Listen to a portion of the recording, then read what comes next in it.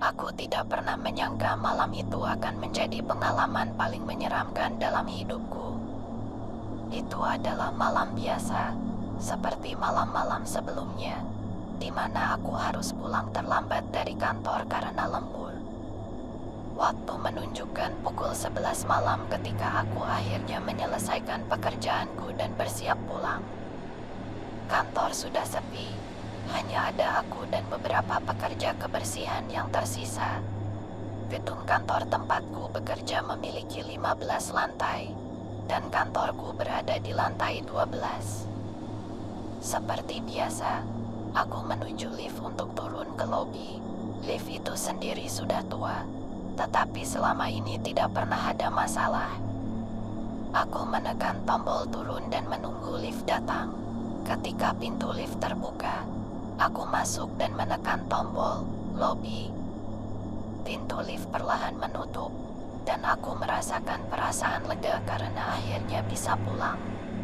Namun, saat lift mulai bergerak, aku merasakan sesuatu yang aneh. Lift bergerak sedikit lambat, dan ada suara aneh yang berasal dari atas, suara derit yang membuat bulu kuduku berdiri. Tiba-tiba, lampu di dalam lift berkedip-kedip sebelum akhirnya padam total.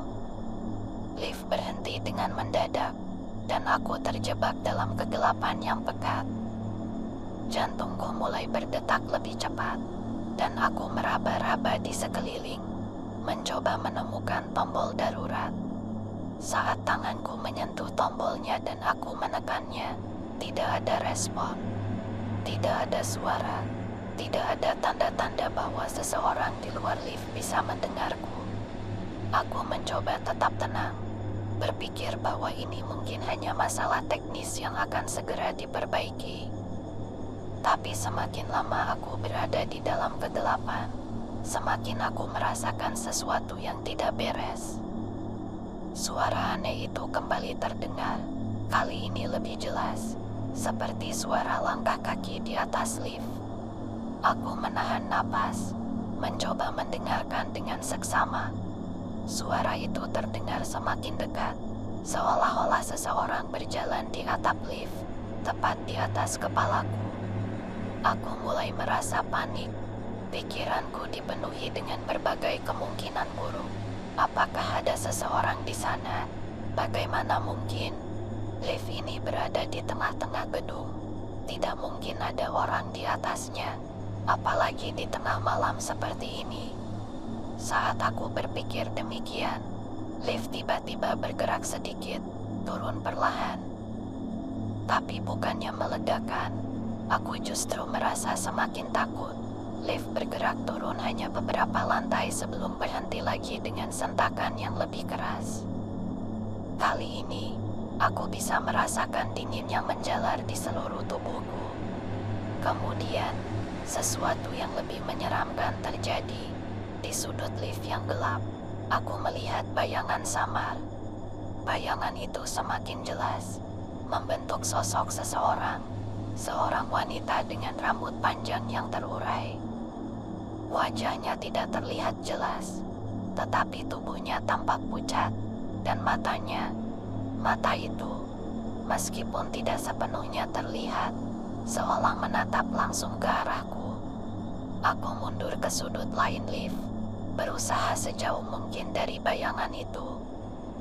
Keringat dingin mulai mengalir di dahiku, dan seluruh tubuhku gemetar. Aku mencoba mengalihkan pandangan, tetapi rasa takut membuatku terpaku pada sosok itu. Sosok itu tidak bergerak, hanya diam di tempat, tapi kehadirannya begitu kuat.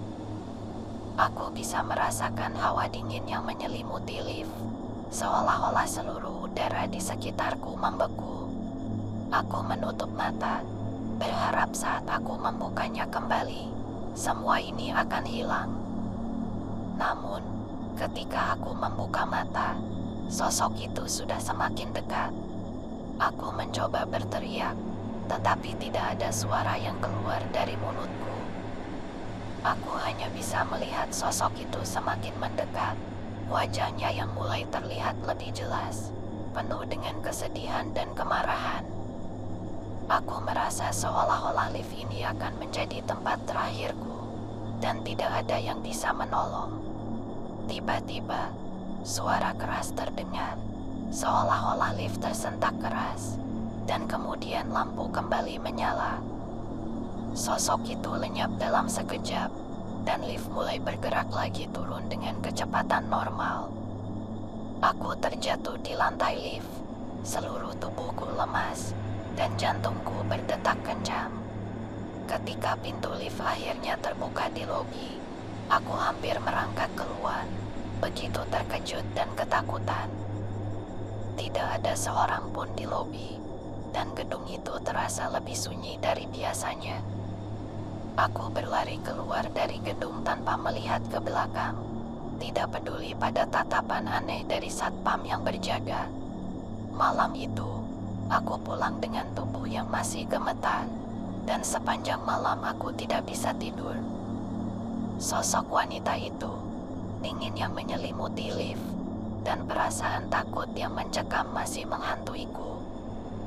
Hingga kini, aku selalu waspada setiap kali masuk ke dalam lift, terutama jika itu terjadi di malam hari. Aku tidak pernah tahu siapa atau apa yang mungkin sedang mengawasi dari kegelapan.